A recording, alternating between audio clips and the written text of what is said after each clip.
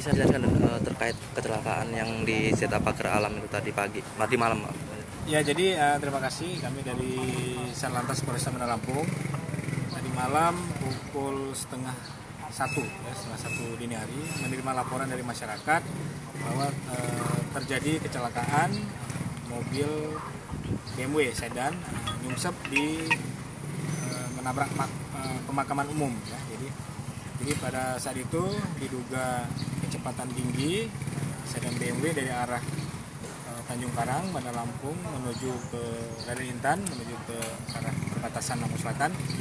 Ya, diduga kecepatan tinggi, mengantuk, mobil oleng, terbalik dan menyungsep di pemakaman umum TPU. Dan itu kan nyerempet sama mobil Avanza. Apakah ada dugaan balapan atau gimana? Jadi memang ada beberapa orang yang bertanya, tapi pada saat kami ke TKP yang kami temukan hanya ran BMW tersebut dengan posisi sudah terbalik, tidak ada ran Avanza, dan saksi di lokasi kurang karena dini hari, Mas tahu sendiri, sepi.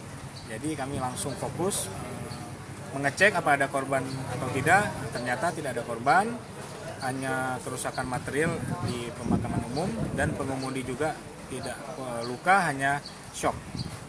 Jadi dugaan sementara Ya, jadi kita lihat, kita cek tanda-tanda mabuk, tidak, pengakuannya mengantuk. Kemudian langsung kita evakuasi, dan tadi pagi kendaraan sudah kita tidak tangani, langsung diambil pemilik, dan mereka sudah bertemu dengan pihak pengurus pemakaman, langsung membicarakan ganti rugi. Setelah itu kita persilakan.